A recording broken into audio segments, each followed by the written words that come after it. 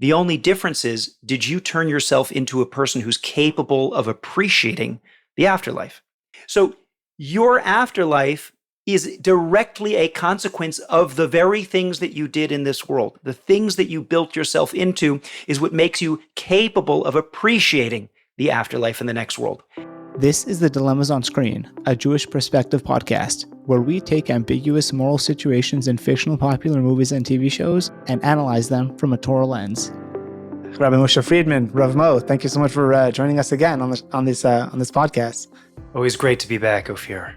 Yeah, absolutely. Yeah, I'm very excited about this one, The Good Place. It was a really popular show. I know it ended in 2020. I'm not sure if it was exactly during COVID, but it's a popular question. The show really tackles something that I think everybody thinks about, and that is, what comes after? Person dies, what's next?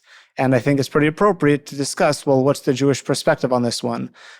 So that's what we're going to deal with. And the show goes through a bunch of different iterations of its understanding of what the good place or heaven or, hell or the bad place or whatever you want to call it. They call it the good place. That's the name of the show. And that's what we're going to tackle. So launching straight into it, version 1. And this is the way the show is effectively set up, is I think the way most of us think about it in terms of heaven is, or I guess the calculation as to whether or not you're going to the good place or the bad place is a strict accounting system in terms of what positive actions did you do, what negative actions did you do, I guess what are the ramifications of those actions, and based on the final, line on the Excel spreadsheet, that's going to determine where you go. That's effectively how it's set up. That does get rejected. But the point is, that is the hava amina, right? Our first initial thought, that's what we'd expect heaven to be like, or the calculations as to whether or not you go to heaven, to hell. Is that, strictly speaking, an accurate representation in Judaism and Torah, or is it a little more subtle like the show implies? Well, first, I just got to give credit where credit's due. The people who made this show really presented it in a very cool way, and all the questions and answers and every subsequent version of The Good Place really does take you through all the possibilities, or at least a bunch of the possibilities of what the afterlife could look like. So let's tackle version 1, knowing that even the show itself rejects version 1 of The Good Place. But I think you're right. I think a lot of people understand the way that the way that the divine calculator determines whether somebody gets into the good place or the bad place is, you take a tally of all of a person's actions, you count up the score, and if they had a really good score, then they get into heaven. And if they didn't, sorry, bad luck, better luck's next time. I happen to think that it's a really important question to address, this particular version, because it's so popular, but if you just scratch the surface of this concept of what the afterlife, of how people get to the afterlife, it just falls under its own weight very quickly. So the main issue that I have with this, number 1, is how do you pit one person's action against another person's action? In one of the opening, it's like the opening scene of the entire series, they show this cool graphic of a person who, they started a charity, or they built homes in Tanzania, and then another person, talked trash about their coworker, and that gave them negative points, and you see all the different tallies. And the biggest issue with that type of system is, how can you objectively pit one person's positive or negative actions against another's? Because we would imagine that whatever this divine system is fair. And fairness would require that we have to take into account, what was this person's background? What was this person's personality? How did they grow up? Did they grow up with lots of opportunities to give and be helpful? Did they have nice parents, which made them also into nice people? In which case, their good actions don't count as much as somebody who grew up in a really difficult situation. And for them to do an act of kindness is way harder than somebody who had a better upbringing. So already the point system is a bit too objective based on everybody's starting point in life, and that includes your nature and your nurture. Some people are born with a propensity for for being very angry. They get tempers very easily. Other people are born with, a big desire for laziness or indulging in physical pleasures. For those people to overcome one small thing, for somebody who's very lazy to get up and do something that takes a little bit of initiative should count for a tremendous amount. And so the way that the system is posited is almost as if, this is how much good you had to have done on an objective level. But it's like, what if you were raised in Somalia versus somebody who was raised in Beverly Hills? Like, there's no way that your tests are the same. So that is problem number one, and it's a fatal flaw with version 1 of The Good Place. I agree that does seem very problematic. I mean, at the end of the day, like you said, a person who grew up with either no parents or parents who are in gangs are not going to be in the same place as a person who grew up with like very wholesome, well-meaning parents. For them, it's going to be almost intuitive to be kind, and for the other person, their intuitions might be very different. So simply escaping a life of criminality, even if they're not the most upstanding citizen, would be a huge accomplishment. Whereas for the other person, that's the baseline. Yes, and of course you are reformulating the famous argument put forth by Rabbi Dessler of the 20th century, the idea of the nekudas habechira, right? The point of free will, which is that everybody is judged based on which point where they are in the ladder to start with. And you are judged not on where objectively you end up in that moral ladder, but how far you've gone based on where you started. So somebody who had an incredibly difficult upbringing, who had no role models, who had a inborn natural propensity to want to do negative things, if they overcome even a little bit, right? Somebody who's born into gangs decides that they want to steal instead of steal and murder. Well, that's a big accomplishment for that person. And of course, we would have to imagine that whatever the justice system is, the divine cosmic justice system that's determining where you end up, is the same system that determined where you started. So Rabbi Moshe Chaim Luzzatto says this explicitly in Derech Hashem.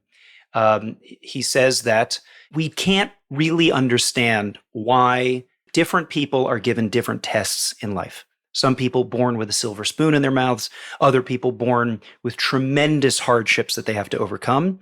But we have to know that every person, just like you would want in a good movie for there to be different types of characters, and each one has their own character arc, the same thing would be true, obviously, all the more so would be true in the movie of life, where you now have 8 billion main characters, and each one has their own unique character arc, but that arc is determined by them, that person, and each one's story is significant in and of itself. So already off the ground, we have a problem with The Good Place version 1. But there's a second problem with The Good Place version 1, if you'll allow me to continue, unless there's anything else you want to add or jump in there. There are a couple of thoughts, very different ones, but just to elaborate, I remember, especially since you brought up Rav Dessler, I remember hearing Rabbi Akiva Tatz, who articulates a lot of Rav Dessler's thoughts about this nekudas habechira, the point of free will, is, and this is very relatable in terms of it's very hard for us to understand another person's, difficulties. So for example, if I have a really hard time getting out of bed in the morning and you have no problem with that, but you tend to be very late and I'm always very punctual, like, I will be like, why can't you just be on time? And you'll say, why can't you just get out of bed on time? And it's like, as hard as it is for me to get out of bed, that's how hard it is for you to be on time. So in terms of, for me to get out of bed on time that one time, it's a completely different test. So my second question is going to take this conversation in a slightly different route. So I'll let you complete your thoughts, because okay, like you said, there's a serious issue with version 1, but I'll get to my next question later. Hypothetically, whoever's the devil's advocate here for The Good Place version 1 could respond by saying, look, of course we take everybody's upbringing into account. And the point system of version 1 of The Good Place is assuming that you had to exert extra effort in whatever action that you were doing, right? So you could imagine a version of The Good Place version 1 that actually did take people's nature and nurture into account, right? Right. So it's not a fatal flaw. It's just it's something that you have to take into account. But I would say that there's a different flaw, which is the following. We tend to think of the afterlife as whatever that looks like. It's going to be something that has nothing to do with the things you did in your life. Let me put it like this. So, for example, in this imagined good place, at least version 1, what are the good things that happen in the good place? You get as much froyo as you want, and everything is clean, and people are happy, right? Right. Okay. Uh, what exactly did that have to do? Why is everybody's good place the same? If everybody had a different task or different level of effort or different actions or things that they themselves worked on in their life, why is all of that discarded all of a sudden now that we get to the good place? Where I'm asking this question from is the following. I call this type of afterlife skee ball heaven, right? So what happens is you go to an arcade and you play skee ball, and you have to get the ball into the right hole with the right number of points. And if you do well, it spits out a bunch of tickets. And if you collect enough tickets, then you take that to the ticket booth at the arcade, where they give you an unbelievably overpriced stuffed animal or some sort of prize that you spent way more on playing the game than you did on actually getting the prize. But the problem is that the prize has nothing to do with the skill that you developed in the game or games that you were playing to win the tickets, right? Meaning you might get some overstuffed dinosaur, but you were playing skee ball. That one has nothing to do with the other. Now, in the Jewish view of the afterlife, and this really gets to a very sophisticated understanding of what the afterlife is. In the Jewish view of the afterlife, there is a saying which is schar mitzvah mitzvah. The reward for a mitzvah is the mitzvah. And we understand that that's speaking about the reward, the heavenly reward. What does it mean that the reward for a mitzvah is the mitzvah itself? So many people understand this to mean that there isn't we do not divorce the good actions that you did in this world from whatever the reward might be in the next world. You don't show acts of kindness, help old ladies cross the street, give your time and money to people who are less fortunate than you. And then in the afterlife, you get froyo, because the one has nothing to do with the other. Instead, there's a much more holistic understanding of the afterlife, which is that the person you became, the way you built yourself in this world, that's what you get to live with for eternity. You get to feel the warmth and love and all the good that you created in this world. You get to experience that on a very tangible level. They give an analogy, a cute story is given about a very pious man who's visited by an angel who says that because of your piety, you are going to merit to see the afterlife. I'm going to take you to heaven and hell. So he says, first we'll start with hell because we want to end off on a positive note.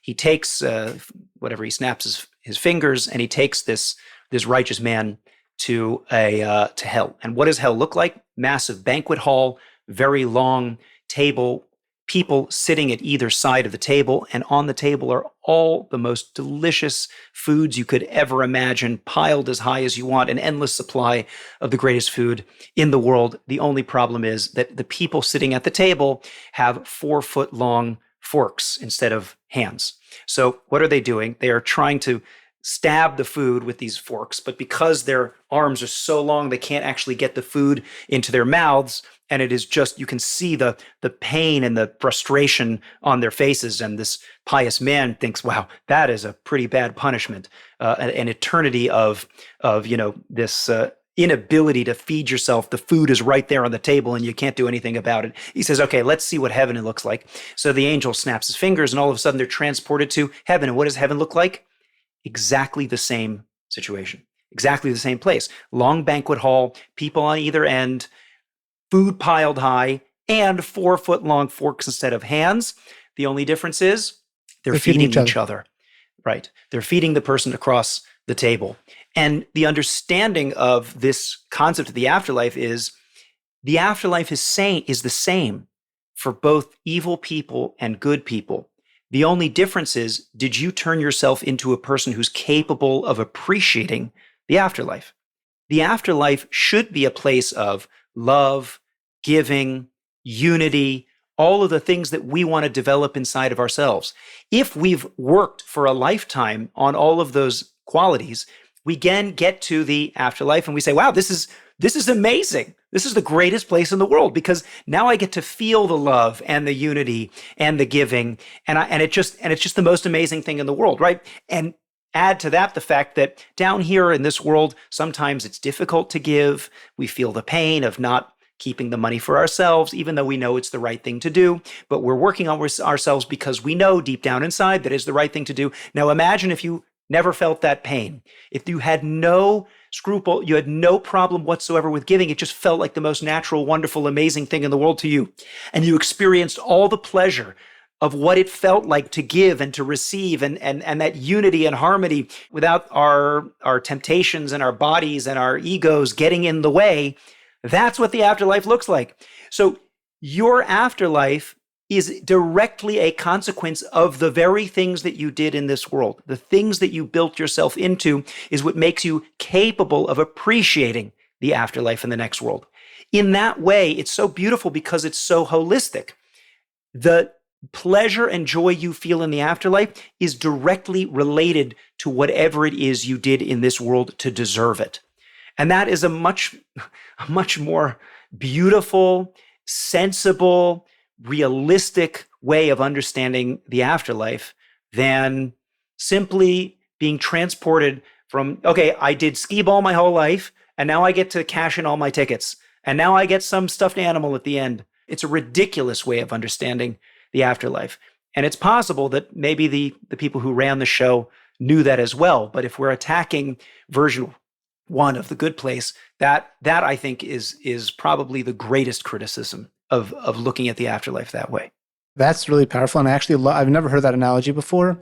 And just like to almost comment on it, what I also like about it is the fact that like whether they're eating, right, and they're sharing their food and, letting other people eat, but it's almost like the consumption that's happening in terms of what the goodness that they're doing is a direct benefit, like is a direct result of how giving they are. I just want to comment on that because otherwise it's just like, okay, cool. That just because you're a good person now, that makes sure that you're going to share and they're going to share with you. So you get the food. And I think the analogy is deeper. It's not just that you're getting the food in your mouth. It's the fact that I would say it like this: whatever food you're being given is a direct result of the pleasure of the food that you're giving.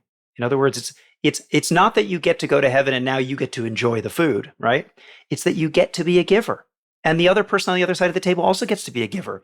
In fact, you're pointing out something very interesting in that story, which is that it probably if that is the afterlife, obviously that's a metaphor, but in that version of the afterlife, you probably get more joy out of giving the food to the person opposite you than the joy that you get from eating the food itself, right?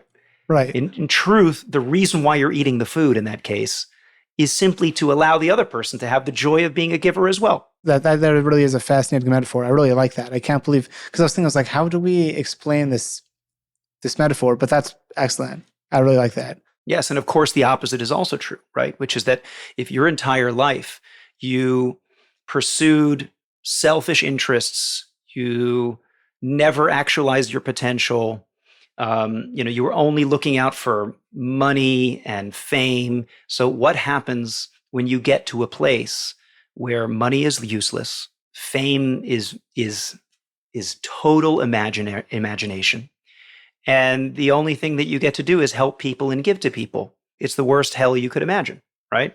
Right. Everything you built and everything you worked for is a lie, and you have no way of appreciating what the currency is up there. So if you want the more yeshiva type of analogy for that type of reality is, they say in the yeshiva world, what does the next world look like? It's a big Beit Midrash, a big study hall, where everyone's sitting down and learning Talmud, right? All day you're sitting and learning Torah, yeah? And if you developed yourself into the type of person who appreciates divine wisdom, right? who loves to learn, who loves connecting with deep, beautiful ideas that connect you to the reality of the universe, then you have all of eternity without any impulses, without any feeling of tiredness, nothing holding you back. You get to sit and learn for your entire life. But somebody who never developed that, all they developed was a love for cars or a love for whatever type of temptations that you can think of. Now they get to a big study hall and they think this is the most boring, painful, frustrating place on the planet, like you could ever imagine. So again, these are all different metaphors, different ways of understanding that the real afterlife should be a reflection of whatever you turned yourself into in this world. That's what you get to enjoy. That is really beautiful. And we're going to need to come back to that. I want to address your first flaw, because like the first fatal flaw in terms of it can't be that everyone is judged according to the same standards when different people have different tests, they have different natures, different nurtures. So it's about growth. It's about how much is a person able to push themselves above where they started. So if a person to make a silly point system, if a person started at 50 points and then their whole life they got to 60 points, that's less meaningful than a guy who started at 10 points and got to 40. One person quadrupled their abilities, even though their endpoint is less than another person, but they had a bump both objectively. They got 30 points higher as opposed to the other guy who only got 10 points higher. And it just, in terms of percentage-wise, they also had a huge jump. So I hear that. And we don't appreciate that enough. I mean, Ophir, it's like it's a dangerous thing to say, but we look around the world and we think, oh, that person's a good person. What an amazing, what a mensch, what a tzaddik, what a righteous person, right? They never speak badly about other people. They're always offering their time to other people. They're always smiling. They never yell at their kids. And it's like, yeah, but you grew up in a home like that, right? You were taught that from a young age, if that's true, right? If somebody from a childhood had role models who never yelled, who were always generous, who always, followed the law and did lots of mitzvahs. So how much reward do you actually get for just doing what you were raised to do? It's a dangerous idea, right? Which is why it's very difficult to judge. And then on the other hand, we see somebody who's always grumpy, who's a curmudgeon, who's a little bit stingy, who's, never, not a smile on their face. And it's like, okay, well, that guy must be a pretty big jerk, right? Yeah, until you realize where they came from, right? They suffered from a horrific abusive home, and they've been deceived, and they've been taken advantage of time after time after time. And you know what? The fact that that guy's still showing up in synagogue every week, the fact that he's still, he might be a bit stingy, but he still gives tzedakah, and he, at least he's not stabbing people all over the place. That's a big deal. That's an incredible thing. That person, that curmudgeon, the person who you think is a jerk, might be the biggest tzaddik in the room. Now that's a hard pill to swallow. Right. And truth is, I remember when I first heard this idea and I was able to internalize it a little bit, it was amazing how it also kind of like changed my perspective on other people, because I was definitely like that in terms of, there's someone I know who's always described as just like, this guy was just a prince. And I was like, oh, whatever. And then I met him, I was like, oh, I see what you're saying. He's just patient, easygoing, really smart and hardworking and charming and just all these. And I was like, that's amazing. But in terms of, from what I've heard, he had always been like that. It was just like his natural character, which still is like an incredible thing. But at the end of the day, it's kind of like, this is not trying to speak negatively about anyone here, but a lot of people talk, I don't know, maybe I'm dating myself here, but like about Sandy Koufax and his huge momentous decision not to play on Yom Kippur, I think during like the World Series. And he's given a lot of credit for it, and he should.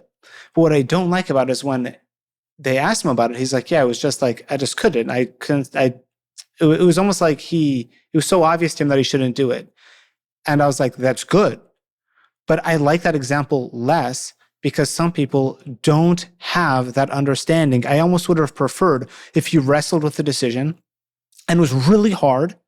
And he told people it was really hard, assuming he's telling the truth, right? It was like really difficult. And he's like, look, I know how much it's going to cost and it's really hard and I don't want to disappoint my teammates, but this is more important. And as hard as it is, I'm going to do it. There's a lot more to take away from that. That's a much more powerful story. Sure, sure. But that's not the story. But all the same, I think there's a lot to comment on there. But with that said, and I think this is an important discussion, and this is where this conversation gets difficult. And this is a part of, as I was trying to plan this episode and figure out what questions am I going to ask when, is the following. Other iterations of the good place take this into account in terms of part of the good place is about engaging in growth, in change. That's part of the process of the good place. And it sounds to me like the show kind of missed the point. You don't live your whole life, do whatever you want, and then go into the good place and be told, hey, by the way, in order to get into the good place, you have to change and grow and become a better person. That's what you were supposed to be doing before you died. Right. Right. That seems so. To me Just like to be clear, yeah. this is the second version now that we're talking about. No, and this is where things get complicated because it's one of the later versions. As I was trying to figure out, plan this out, I'm like, again, this is why the conversation gets difficult because we're going to be hopping between different versions. So I think we have our first version, and then we'll end with the final version. But where we go in between, we'll just have to jump because it's just a natural flow of the conversation. Right. So this whatever this version 3, 4, whatever we're up to now, where the idea is that even though a person could have been not a great person in life, they can get to the afterlife, and the afterlife is about growth, right? Right. That somehow after you're dead, you're supposed to keep growing and developing and becoming a better person. That's the idea. And then you're judged again based on that? The way I have it in my notes is something to the effect of the characters propose a new afterlife system where instead of eternal reward or eternal punishment, every person receives ongoing opportunities to confront their flaws and become better. People are not condemned forever. They continue learning until they're ready for the good place. And it treats like the good place as, moral improvement. You have these opportunities to become better. Right. So let's pick that apart because there's something I like about it and there's something that I dislike about it. The part that I like about it is the idea that there would be some sort of eternality to the judgment. There are different levels of how much or how little people know this about Judaism. It's unclear to me, actually, how much is this common knowledge. Within the system of Torah, and especially in the more Kabbalistic writings of the Torah, but it's definitely hinted at in the Torah itself, there is a concept of reincarnation in Torah metaphysics. The idea that one life might not be satisfactory in order to accomplish everything that you're meant to accomplish in this life. It could be that you did well, but just didn't do well enough. There's some ultimate rectification that you're meant to undergo and you didn't quite get there. Or potentially you didn't do so well in the last life, but you might have another chance to do it because you weren't totally evil. You had some redeeming qualities, right? Remember, in the mathematics of divine justice, of cosmic justice, you can't say, well, you were 85% bad, so we're just going to round down.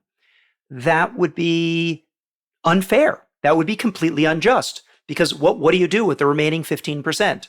So there is a concept that a person could have done well, but not well enough, or badly, but not so badly that, they're entirely obliterated from reality. And in that case, they should be given a second chance.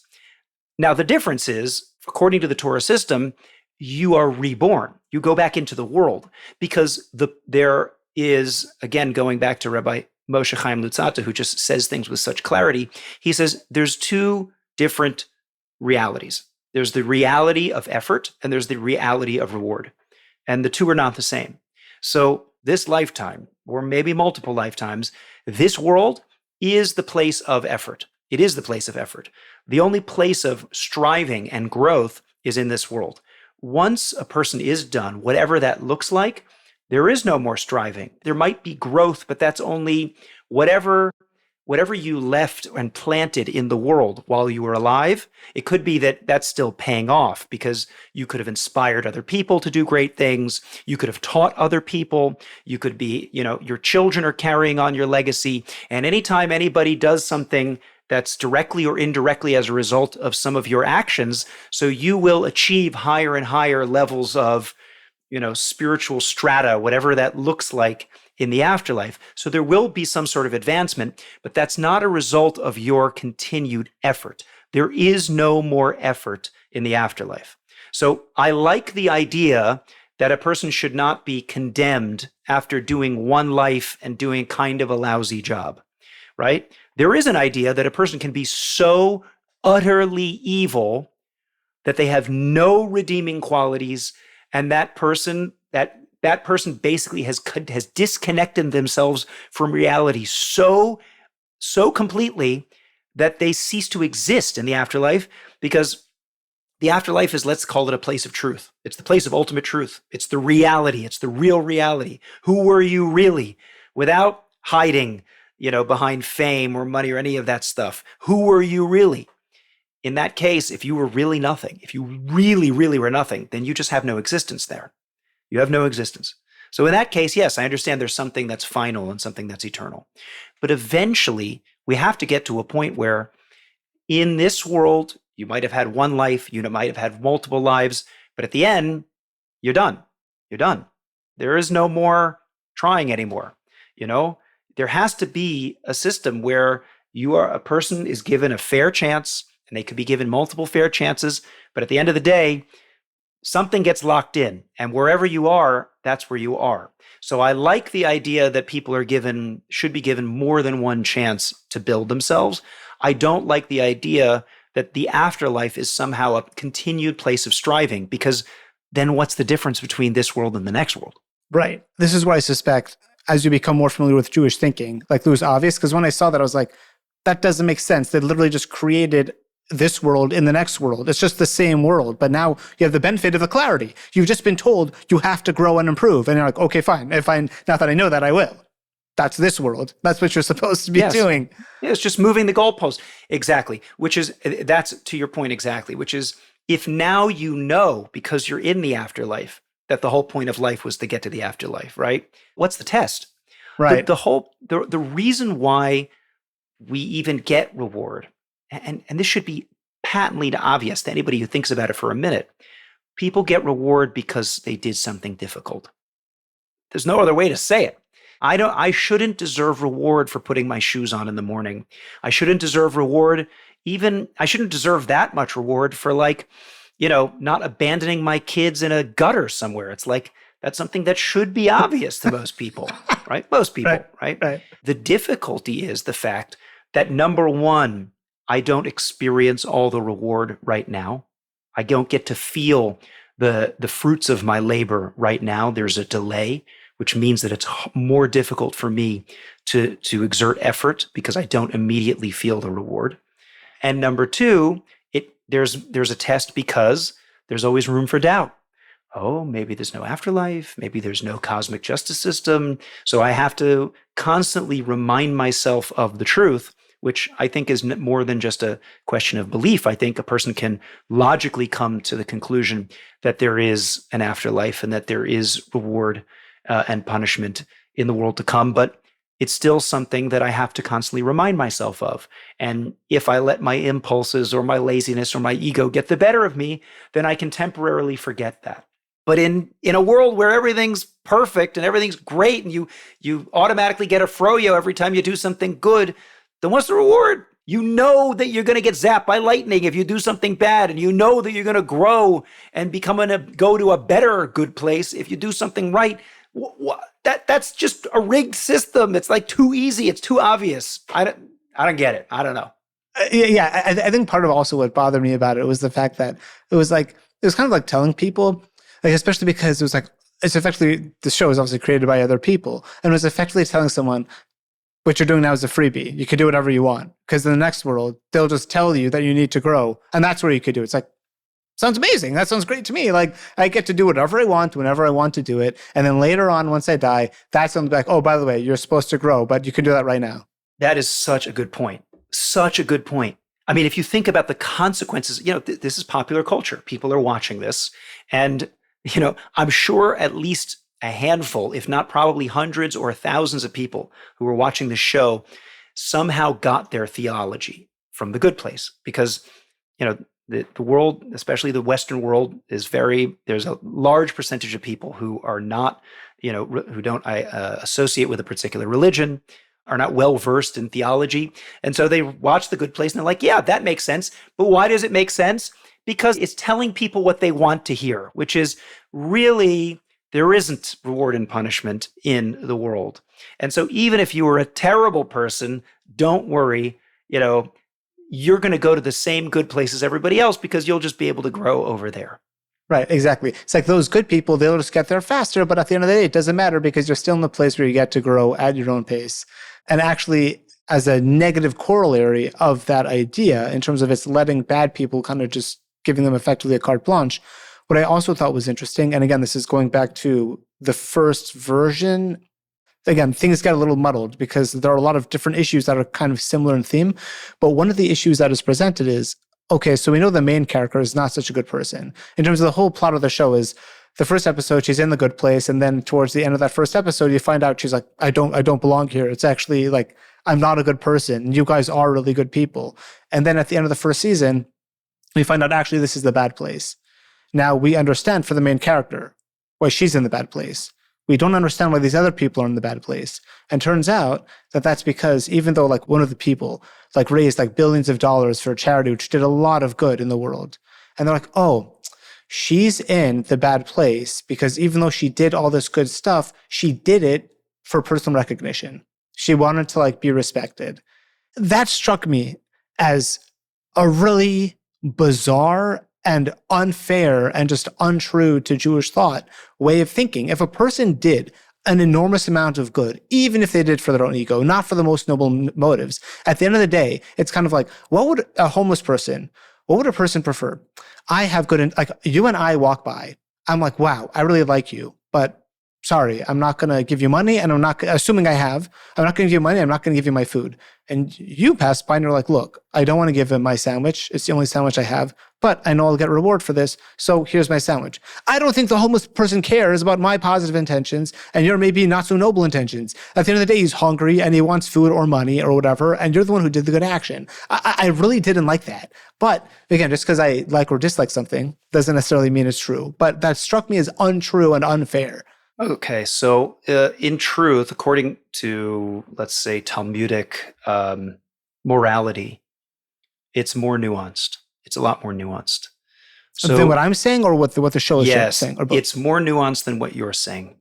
So there are conflicting statements in the Talmud about what happens if you do the right thing for the wrong reasons, or what we call doing mitzvahs shelo lishma, for not for its own sake. In other words, you have ulterior motives when you do the right thing, either because you want recognition, or let's say you might be learning Torah in order to be able to manipulate the Torah, or in order to be able to argue with other people who know the Torah, right? So there can be, or because simply because there's promises in the Torah.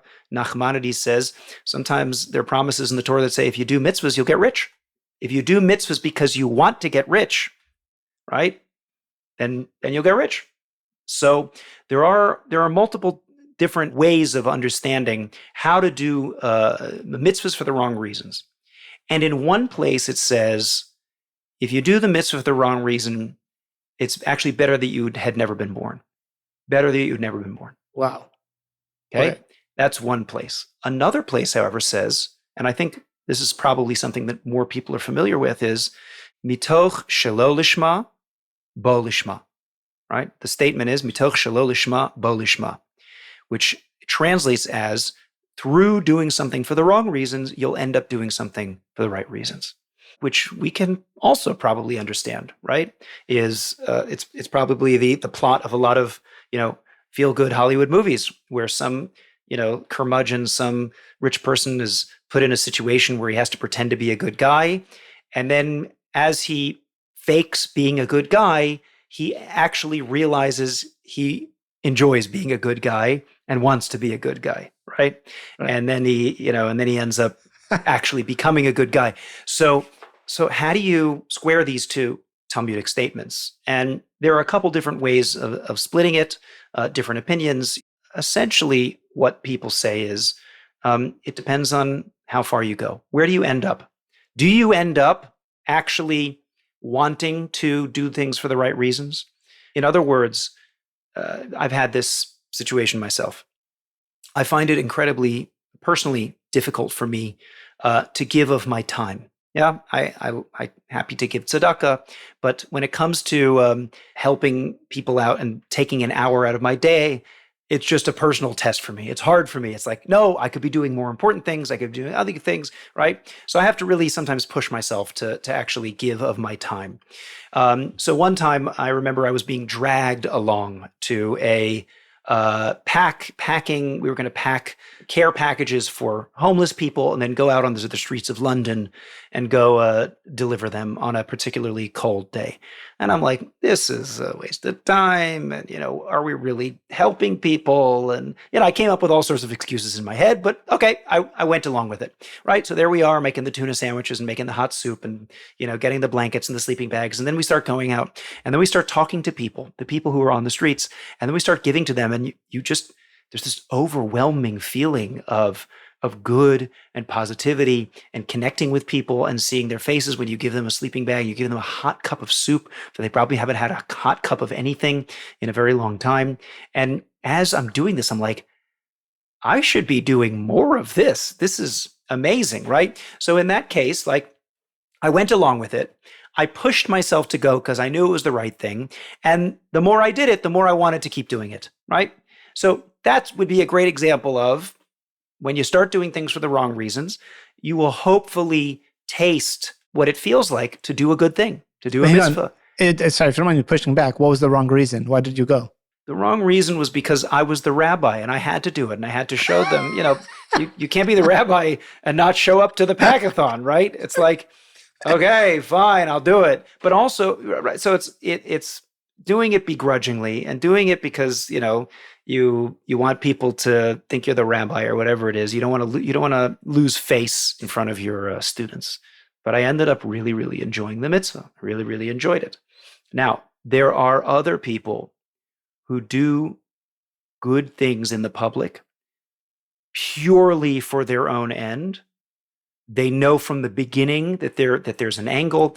Oh yeah, I'm going to put my name on a building. I'm going to do pro bono work. I'm going to look like I'm serving in a soup kitchen. The whole thing is for my public image. The whole thing is so that I'll get more business.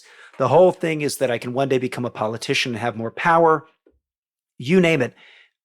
Those people, if you have no ounce inside of you that you wish you could maybe one day do things for the right reasons, as the great Musar masters, the people, the rabbis who are really into self-development, they said, you may not want to do it, to do the right thing right now, but do you want to do the right thing, right? I wish I had the desire to do the right thing. That's already a good place to be. That's a good place to be. And for those people, the more you do the right thing, the more you will end up on the right path. But if a person does a positive deed, a mitzvah, solely for the sake of personal gain and advancement or for manipulation or for some nefarious means, that's worse than just being a bad person. Because now you're wearing the clothing of being a righteous person, fooling everybody, and using a mitzvah as a means towards evil ends. Can you see how that's even worse? Now, I don't know if the character in The Good Place did this. I don't know if they had no ounce of goodwill in their bones when they were raising billions of dollars for charity, or if the show simply says, no, they also wanted the public recognition. If it's the latter, if, this person liked giving money, but also liked getting the public recognition, then that person should not be punished to eternal damnation simply because they had a little bit of bad motivation mixed in with the good. But I think, Ophir, where we have to distinguish is just because you produced good ends in the world does not get you off the hook. It does not get you off the hook. And the reason why, I think simply, is because who says God needs you to give out charity to homeless people in the world? You don't think that if God needed wanted to feed the homeless or whatever, that he couldn't do it himself. The point is not you saying, I will achieve the good ends by the dirtiest means necessary. Because the point of the universe is not that I achieve a certain goal. God can do that without you. He doesn't need you to make the world a better place. He put you in the world so that you could be in an opportunity to fix yourself and clean up yourself and do the right things, right? Now, you also have to try to do good in the world, right? And usually, if you yourself are doing positive things and you're doing things with the right motivation and so usually it will turn out that you'll have a positive impact on the world. But it's not always the case. The result is not always tied to the effort. So we have to be extremely careful with the quality of the effort. That's really what determines the type of people that we become. And at the end of the day, God's going to determine the outcome, not us. So that's really powerful. Just to build on that, I remember reading in this book that the Choice to Be by Rabbi Jeremy Kagan. He talked about, he's like, God doesn't need us to feed the poor. He just wants us to make the choice to do so for noble reasons and to thereby change ourselves. Really powerful stuff. But by the way, just a caveat though, right? We shouldn't go into that act thinking, I don't care about the poor. I care about, turning myself into a giver, right? That's really what I'm here for. No. The only way this works is if you really care about the poor, you really care about helping them. That's what it means to be a giver. So we just have to make sure that God's not training us all to be like super selfish and look at a poor person as an opportunity for me to develop myself, right? Right. What we're simply saying is that it's not the right criterion to judge ourselves simply by the ends, because bad people do that all the time. But I did so much good. Yeah, but look at the person you became in order to do that good. That's not worth it in God's eyes. That's powerful. And thank you for the clarification. So you had said earlier that Rabbi Moshe Chaim Luzzatto said that effort and reward are not necessarily like tied in together. They're, like, one doesn't necessarily is not an exact corollary to the next. But that seemed to contradict your earlier statement. Rather, they're in two different places. Effort and reward exist in two different realms, right? This world is the world for effort. The next world is the world for reward. Okay, perfect. So that clarifies the point. And then I guess just to continue elaborating on that, then, is one of the issues that is brought up in the show, the Good Place. It was interesting. The way they articulated it is, no one has entered the good place for centuries because moral accounting is too complicated, and even the best, most well-intended actions have some negative, unintended consequences no matter what. And therefore, it's not that like people are unusually wicked or, especially good. It's just that because ultimately down the line, there's some negativity, no one has the right or no one has earned it to like effectively go into the good place. And that so basically if you're living in New York City, so because your clothes are made in sweatshops and the food that you eat from Whole Foods has been produced by slave labor and there's all these unintended consequences of living in New York City, and you're polluting the world so much through your air conditioners or whatever it is. So as a result of that, even if you were the greatest person in the world, you still can't ever live a life that's free of negative consequences. That's the idea? That's the idea. And I think you can predict exactly what my question is going to be.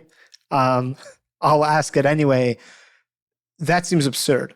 There are certain things that a person doesn't have control over. And if a person that makes good choices and is a good person, what does that mean? The point is, a person goes against the nature, chooses, does not act in a selfish manner, does proactively choose to do good things. The fact that he would be penalized for things that may be out of control, or even if you do a good action and maybe it has, a slightly negative. We don't mean, by the way, if a person's so excited to help an old lady down the street that they elbow everyone out of the way, then obviously that's negative. But if a person is doing a purely good action, and there happened to be, again, like a person is an ambulance driver, and someone has a heart attack and they drive them to the hospital, then you're penalized because you polluted the earth. That seems absurd. You saved this person's life. That was the way to do it. You had to drive them to the hospital or they would die. That's just one example, but that's the question I think it's ridiculous, and I assume Judaism would agree, but please, I'd love to hear what the Torah perspective is on that. So there's a couple ways to approach this. The idea of saying that a person can't get into the good place because the world as it is now is too complicated, right? That makes a lot of suggestions. First of all, I think possibly they did that because it's funny, right? After all, it is a comedy show. It's a funny thing to say, right? Now that the world's too complicated, like everyone's got blood on their hands. It's also a social commentary about where society has come, and they're probably doing it for that as well, which is that we as humankind bear some sort of responsibility because we've now created a world where nobody can do perfect good, right?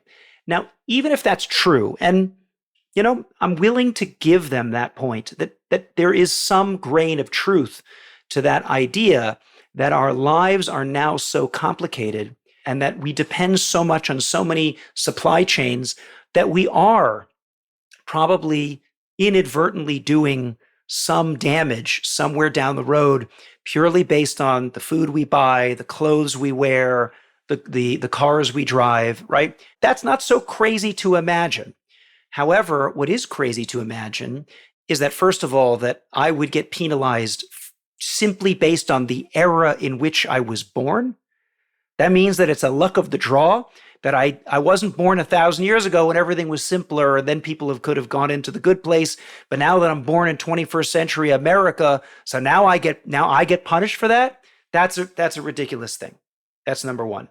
And number two, it goes back to the original argument we were making, which is everybody's judged according to their circumstances. In other words, how hard is it for me to be completely blameless in my moral actions? If every little thing I do is going to create some sort of evil in the world, then it's almost impossible for me to have the free will not to do those things. Rabbi Yisrael Salanter, the great rabbi of the 19th century, invoked this idea, a Talmudic idea as well, which is that people are punished on the actions that were very easy for them to do and they didn't do anyway. And they're not punished so much on the actions that were really difficult to do, but they didn't end up doing. So if, for me, it's easy to, use a little bit less AC, or for me to not waste so much food. Yeah, it's not that hard, or it's not that hard for me to separate my garbage into recycling. Yeah. So if I don't do that, then maybe I'm punished for that because that was really simple. It was really easy to do. But for me to change my entire lifestyle and say, I'm going off the grid, I'm not going to use any energy, I'm only going to sew my own clothing so that I don't use any sweatshop labor, that's totally unrealistic. So again, even in jest, the good place is presupposing that like the divine system of justice is this bumbling bureaucracy that can't figure out how to judge people correctly because now life is too complicated. Do you think God isn't complicated enough? His brain isn't big enough for him to figure out, how do we judge people in a fair way such that, we're not condemning everybody who was born into the 21st century? I mean, it's quite a ridiculous thing to imagine. So on many accounts, I big issues with that, system of metaphysics that the good place is trying to suggest. Very well articulated. Thank you. We're actually almost towards the end of the last articulations of the good place. So once the characters finally arrive in the actual good place, they find that, they have unlimited, pleasure, unlimited knowledge, unlimited opportunities to do good. And ultimately, it's not finite. They are just there, growing, doing better, etc. And because this unlimited nature, unlimited pleasure, unlimited time, unlimited everything, the critique is it almost seems like it becomes meaningless in terms of they want it to be finite. They're kind of going nowhere. The way they articulate the problem is that it lacks purpose. Like, what's the point of us growing if it's just about constantly growing? Like, there has to, kind of like what you said, like there has to be some point at which we say, enough, no more reincarnations, no more lives. this is the cutoff, and then wherever you are at death, that's where you will be. That there's a final decision. Is there something new that we can add on here? I feel like there's like, this is perhaps a conglomeration of a lot of what we've spoken about, but do you have any thoughts about that in particular? Yeah, absolutely. So this is a critique of the eternity of the afterlife, right? That eventually if you do anything long enough, it becomes totally meaningless and maybe even painful. Yeah. So if I recall, I remember one clip of, somebody who's they're eating milkshakes all the time, or they're just at a dance party all the time. That quickly becomes a nightmare. And I agree with that, right? If you do most things long enough, they become hell. You go to how long can you be in an amusement park for? Before it just becomes a dystopia. How long can you drive a Lamborghini for before you've done everything, right? That there is to explore in a Lamborghini. I mean, eventually things get old, things get boring. Eternity is a really long time. So how do we understand the eternity of the afterlife? And this is an extremely important lesson, because I would counter the argument or the criticism from the good place, which says, no, everything that's eternal becomes meaningless. I would respond and say, no, I disagree. I think that we can come up with some examples where you could imagine that doing something forever would become increasingly more and more meaningful. I would suggest that there are three places, three approaches, three domains where this is true. And each domain is a different type of relationship. There's the relationship with other people, where if you really love somebody, you could continue to learn about them, grow with them. The more time you spend with them, the more fascinating they become, the more they bring out something new inside of you, because each of you is made in the image of God. There's something endlessly deep and beautiful about each of you. And if you really took the time to understand another person, you would discover that they are bottomless treasure trove of how much you could learn about them and find out about them and be inspired by them. And indeed, if you read other kind of popular accounts of heaven, for example, if you've ever read Mitch Albom's The Five People You Meet in Heaven, so, it ends with him kind of dancing into eternity with his wife, right? And I think that a lot of people can relate to that there are people that are in your lives, I hope, whether it's a spouse, whether it's your closest friends, whether it's your family members, who the love is so great that it only grows. Now, obviously, I get it. Sometimes you spend too much time with your spouse or with your best friend or with your, brother or sister, and you get on each other's nerves.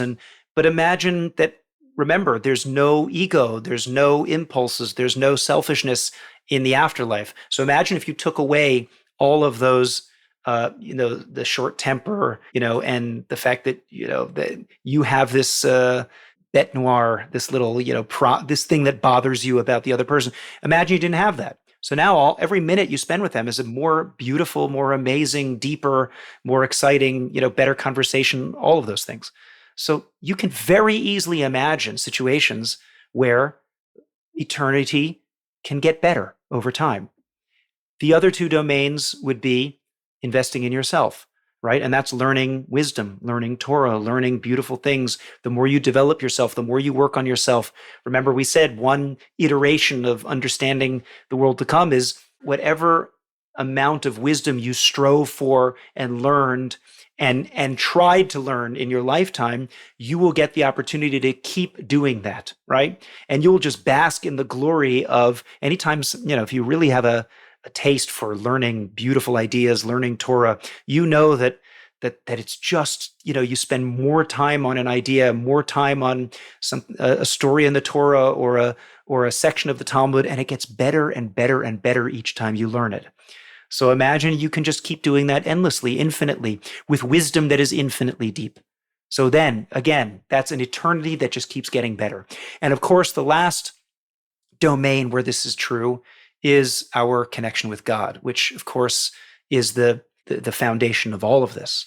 That really, as Rabbi Moshe Chaim Luzzatto speaks about in Derech Hashem and at the beginning of Mesilas Yesharim, the Path of the Just, which is the greatest joy that a person can ever feel is the joy of connection with the divine. And that, again, if you've ever spent any time deeply in prayer or meditating or really connecting to something that's transcendent, were it not for the fact that you have a body that gets tired and that gets hungry and that has difficulty paying attention, if you didn't have any of those things, that would be endlessly joyful and would get better progressively with each moment that you spent doing it. So in the domain of connection with God, connection with other people, and connection with yourself and self-development, self-improvement, and understanding more and greater wisdom and greater levels of realization and insight, all of those things would be an eternity that gets progressively better as you continue doing it.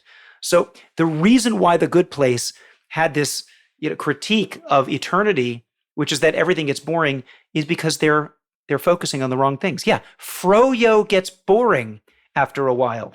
Dance parties get boring after a while. Yes, but the real things in life, the relationships in life, those should not get boring because they're infinitely deep and infinitely beautiful.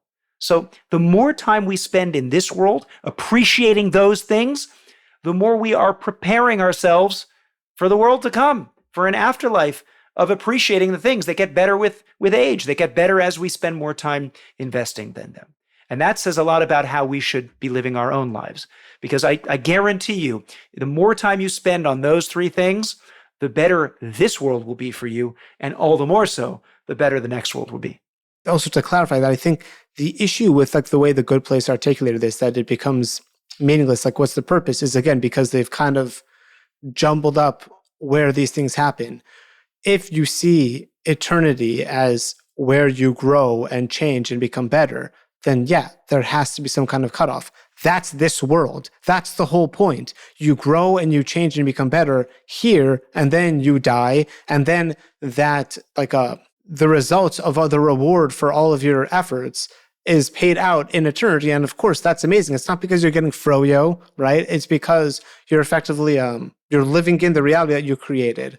Yeah, well, I mean, you're pointing out something else, which is important, which is, it sounds like in this version of The Good Place, there is a time for effort, but there isn't really any time for reward. I mean, what I would imagine is that if you're really living in the good place and you get to use your free will and grow and become greater and become better, and at the same time enjoy the reward of that growth, then I simply don't understand the argument that it becomes meaningless.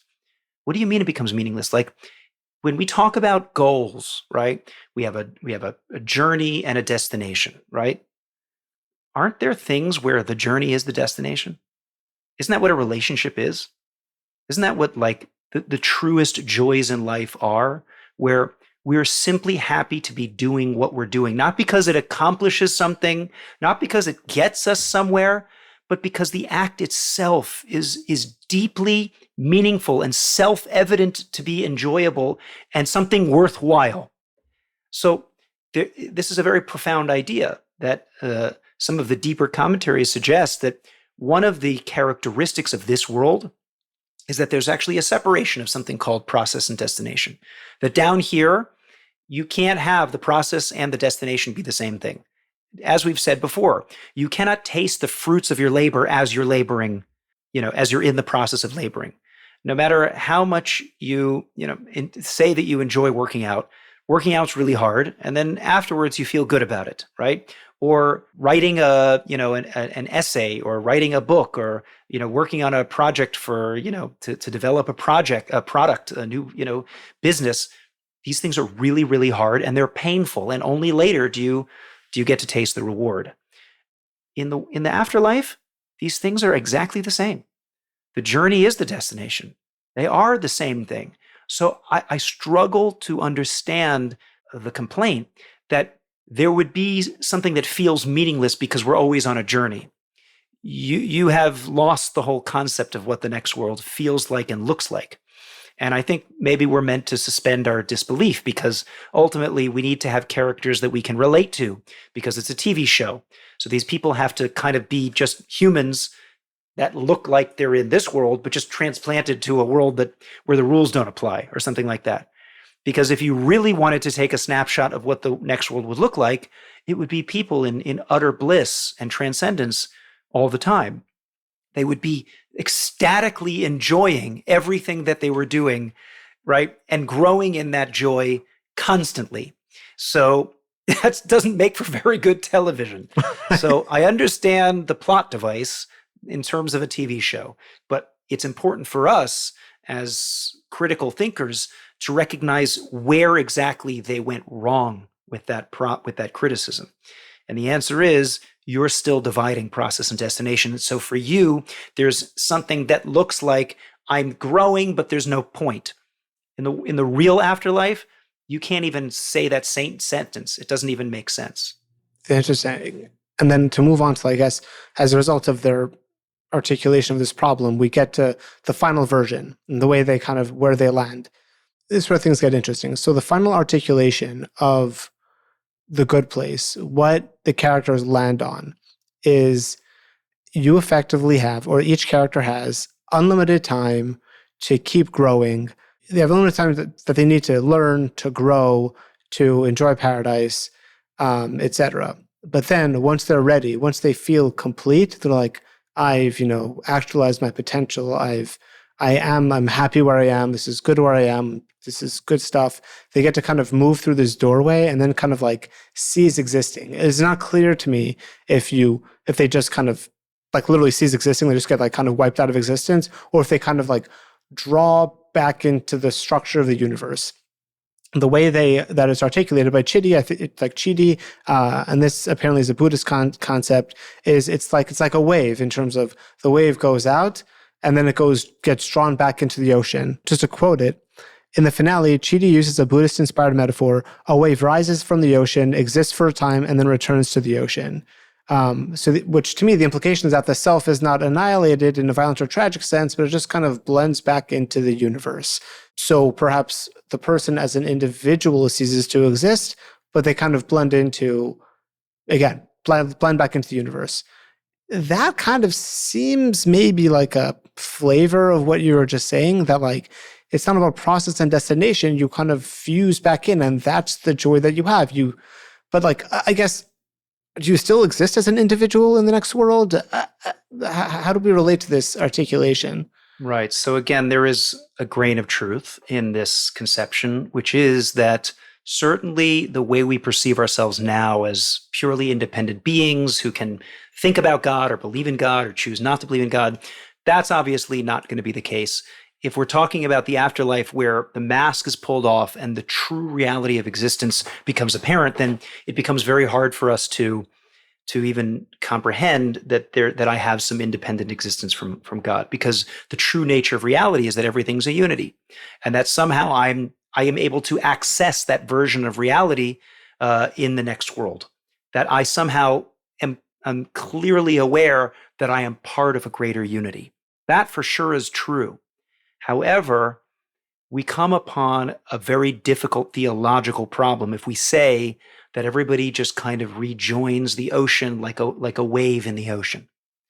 The reason why that's a problem is if what that is saying is that we cease to have any independent identity at the final version of, the end of the good place, then what you're effectively saying is it doesn't really matter if you tried harder than me, if you did better than I did, all things considered, right? Even from a subjective point of view, then what? Everybody just becomes the same? Well, what happened to different people's effort? So in terms of fairness, in terms of cosmic justice, that should not make sense. We should want to reject that where, oh, well, I barely made it into the good place because I tried hard enough and I got there and I wasn't such a bad person. And you, every ounce of your muscle and every second of the day, you were striving to become the greatest person you could be and help as many people as you could and be as humble and kind as you possibly were. So now you and I are both waves in the same ocean? That should make people seriously um, rebel against that idea, because then it means that fairness just goes out the window. There isn't real justice. People don't really get what they deserve. And then again, it becomes a question of, why should I try? Because if everybody ends up in the same place, then as long as I'm good enough, then I'll get to the same place as you. So that we should reject wholeheartedly. Rather, there has to be this idea somewhere in between, where, as I said, there becomes this deep recognition that I am, of course, part of the oneness and the unity of all things, because that is the nature of true reality. God is one, and there is nothing outside of him, and we are all part of that godly fabric of reality. But at the same time, there has to be an aspect of the afterlife where I maintain my independent existence, because that's what determines the fact that I get rewarded commensurate with the level of effort that I put in while I was alive. The whole point is there has to be some endpoint or else it becomes meaningless. But then what's the meaning of just ceasing to exist? Like, I guess you're kind of sinking back, you're flowing back into the universe. I think people would find that meaningful. But again, yeah, and I'm sure there's a joy to being a wave, the wave in part of the the divine ocean. I'm sure that feels I'm sure maybe there's nothing more pleasurable than that. But the issue is, if I'm a wave and you're a wave and everyone's a wave, then where did our individual struggles go? Why? How is that fair? That you tried really hard, I tried kind of hard, and now we're both a wave. The one point I'm not entirely clear about is, I know we've mentioned God, especially towards the end, briefly, but so what is the Jewish articulation in terms of, I guess, a few questions, now that we've worked through a lot of the problems that have presented themselves in the good place. So first, your reward should be commensurate with your effort. Eternity is not painful. It's the most incredible, transcendent, joyful experience imaginable. So what is that? A person dies, and then, so apparently they don't just blend into the rest of the universe. So what do you do? What is the Jewish perspective now? A person dies. They put in this effort. They're going to go through eternity. Like, where does God come in here? Where does God come in? Well, the answer is that's it. God is everything, right? And again, right now we live in a world where there's a mask. And the mask allows us to imagine that we have independent identities and that maybe God's there and maybe he's not, or maybe sometimes he's hiding and sometimes he's more revealed and less revealed. And all of that's nonsense, right? Because if we understand that from the perspective of monotheism, which means that there is a single unity, a God who is the fabric of all of everything, of all of existence, and that there is nothing outside of him, he's not divisible into parts, then every time we see any sort of distinction or any sort of separateness or any sort of hiding or revealed, I feel God more at the Western Wall than I do in the bathroom. All of that is only possible because we're living in a world where there's layers of hiddenness that masks the true reality, which is everything is one.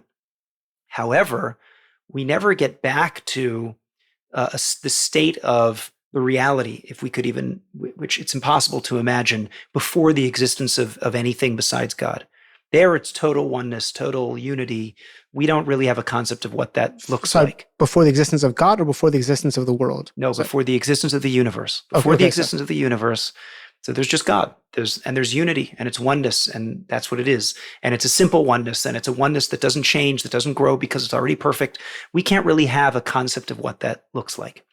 But after we are in this world, in the afterlife, what that looks like is, again, we are aware, completely experientially aware. Never for a second are we not aware that we are part of that divine fabric and that we are part of that unity. And to the extent that we can relate to and connect to that unity, that's the level of pleasure that we have and experience in the world to come, right? Humans love unity. Our greatest levels of pleasure come from unity. We get it when we get married and when we have great relationships with people and we recognize the commonality and the unity of two people. We love watching even greater harmonies come together when we sit and watch the orchestra and all the different pieces of the orchestra coming together and creating a harmony.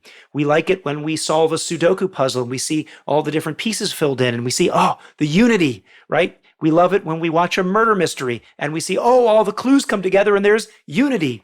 Almost everything that we do that we enjoy involves seeing separate pieces now become explained as part of a greater whole. And that's the greatest metaphor that we can have for what the joy of the next world feels like.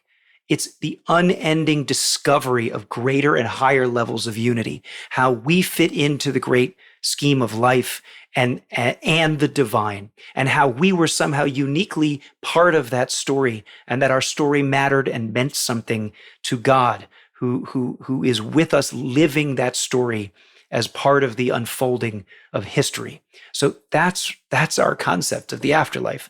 It's a hard thing to imagine, but again, we have a sense of it because we know what it feels like to discover greater levels of unity. That's really how it's described. That's really what the afterlife is. We derive ultimate pleasure from our greater levels of connection and integration with that unity, while at the same time maintaining enough of a distinct identity such that we get to receive the unique reward that we earned and not anybody else. Confirm if I'm getting this right or correct me where I'm getting it wrong, was the reward that we get in the next world and the level to which we are able to kind of sink in to that unity is the degree to which we connected with that unity in this world, in terms of the degree of the amount of Torah we learned, the mitzvahs we did, the good deeds that we performed. The more we've refined our character, at that point we've shed the layers of distinction between us and God. And then when you go into the next world, you're like, wow, all those things where I was able to kind of shed my sense of like ego and blend into a higher self, a capital S self, that's the pleasure that you're experiencing in the next world. Is that correct? Perfectly stated. In other words, if you look at every mitzvah is some level of revealing how you can become more part of that unity. The more I give, the more I shed that distinction that there's my success and your success, and never the twain shall meet, and we're in competition with each other. The more I give, the more I habituate myself into a person who's capable of recognizing the joy of that unity, of throwing my lot in with other people and feeling the success of other people. That's a revelation of unity. And the more Torah I learn, the more I recognize how all the pieces of the universe and the world are actually connected, and that all of them are serving a greater, higher purpose, which is to unify the world. So exactly right. Every positive step in the direction of greater character traits, of the mitzvahs which foster those character traits, and of the Torah which reveals that unity, all of that is making me more and more like the Creator, more and more similar to God. And the more similar I become, that's what it means to be closer to God, because there's no such thing as distance in the world to come. There's no far and close. It's to the extent that you can resonate and identify with that unity, that's the level of pleasure that you receive. And that, of course, goes back to one of the first things we said, which is that the effort and the reward are not two separate things. You don't play skee ball and then get a stuffed dinosaur. You work on revealing unity, and the joy becomes the unity that you experience in the world to come. Is there anything more beautiful than that? No, that's awesome. Yeah, love it. I will tell you, Rabbi, this was a really difficult episode to plan, but I think we did a really good job, and you did an excellent job articulating these ideas. So thank you so much. Yeah, well, you did a lot of research here, so it was we're not talking about a 2-hour movie. We're talking about, what was it, 4 seasons, 5 seasons? It's like a very long series, and you have to really, and it's a very complicated and convoluted television show. So to them, I give them credit. Like, they really did try to grapple with these ideas, and there were some things that they spelled out pretty nicely, and talked about some of the difficulties with people's conceptions of the afterlife, and certainly forced the people to think deeper. Unfortunately, some of the conclusions that they drew become theological dead ends.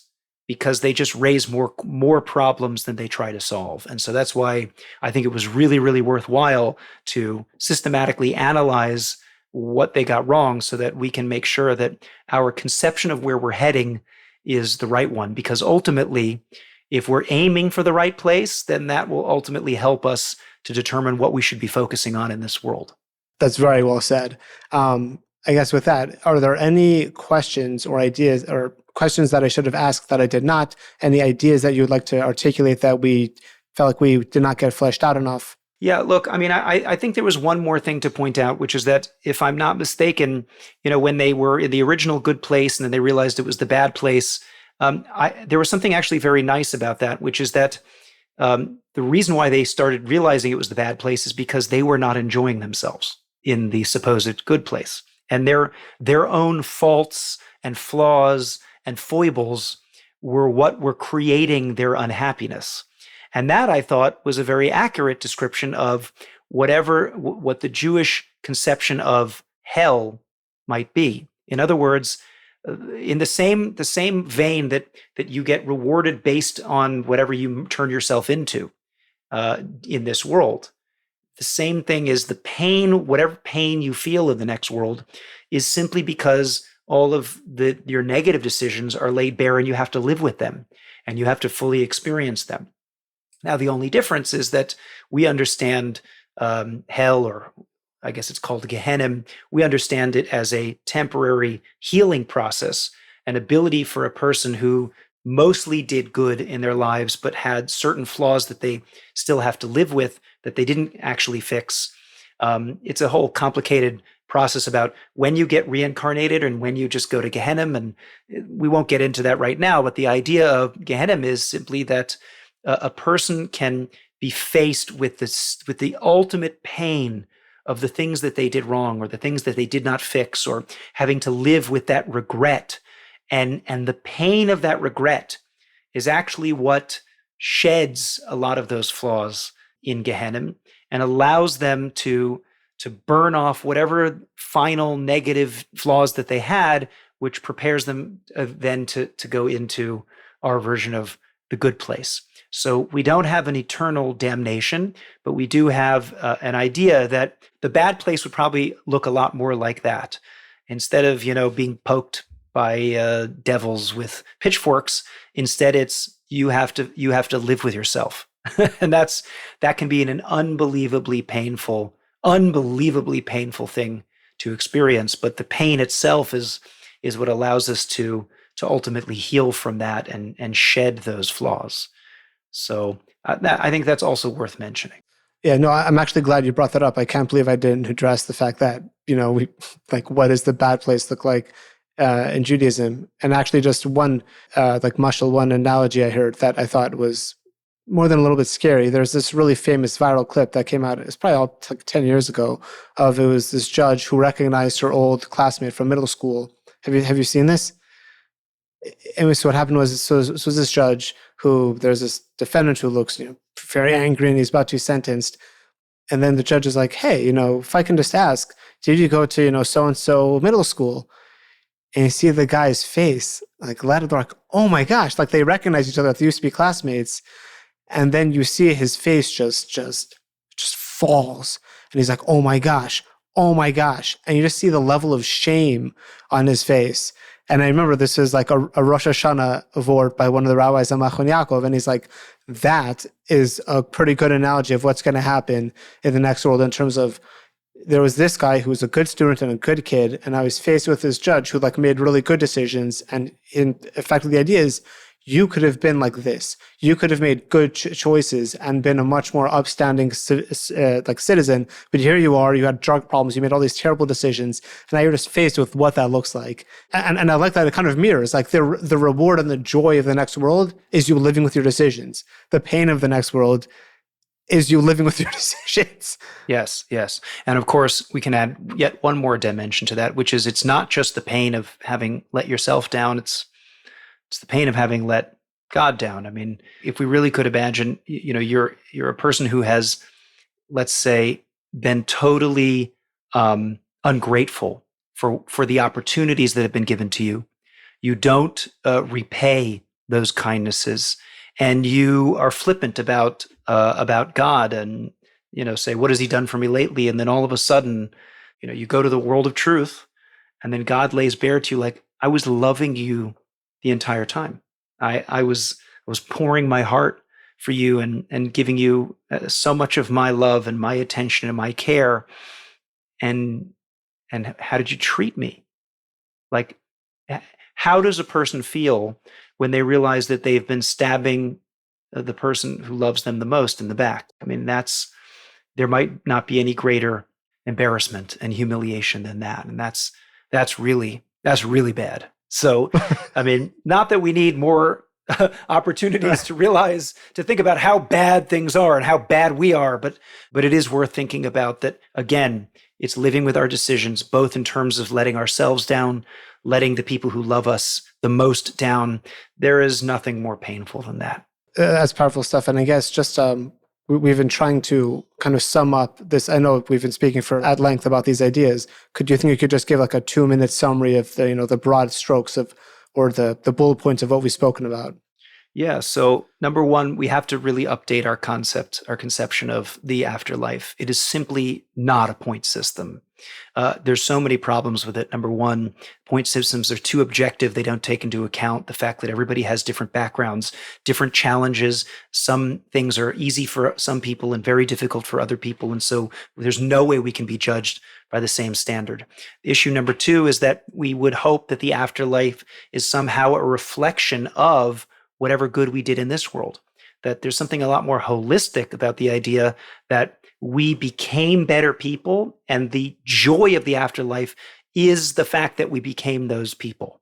And that's something that we really developed towards the end as well, which is that becoming a good person is another word of saying we revealed and identified more and more with the unity of godliness, of the real reality of becoming one and connecting with others and connecting with God. And to the extent that we could prepare ourselves for that and develop our sensitivity to that, that's the extent that we get to enjoy the ultimate pleasure, which is real unity.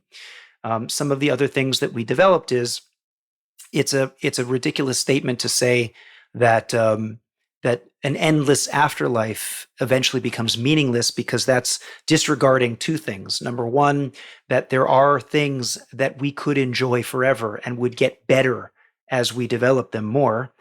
Relationships with others, relationships with ourselves, and relationships with God. And also, it ignores the fact that the idea that there's an endless afterlife and that it somehow becomes pointless is a mischaracterization of the afterlife, that you somehow think that there's a journey and then a destination that you have to get to. That, we said, was nonsense. The journey is the destination in the afterlife, and therefore there's nothing to get to. The endless enjoyment of being is itself inherently meaningful. And the third thing, which we sort of closed off with, was the idea that this good place's final afterlife, which is a wave rejoining the ocean, has a serious problem, which is that it means that anybody who made the cutoff to get into the good place just ends up going to exactly the same place.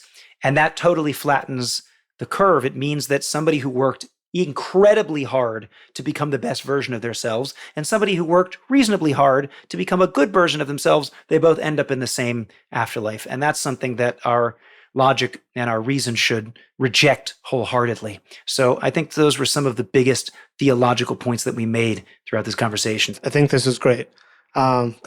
This is a really complicated discussion, so being able to hammer that in is pretty impressive. Rabbi, again, thank you so much for the time. Thank you for preparing for this, and of course, recording this episode. So much fun. Oh, amazing! It is fun, and for those of you, absolutely, thank you, Rabbi. And for anyone who enjoyed it, please subscribe to the podcast. I know, Rabbi, you've got the Mensch Sense, which I personally check out myself. It's Rabbi Friedman's YouTube channel. It's fantastic. Check it out. Thanks again, Rabbi. Take care. Bye, Ophir. Thank you for tuning in to the Dilemmas on Screen, a Jewish Perspective podcast. If you enjoyed this episode, please subscribe. If you have any suggestions for a moral dilemma you'd like analyzed, feel free to send it over. Thanks again, and see you next time.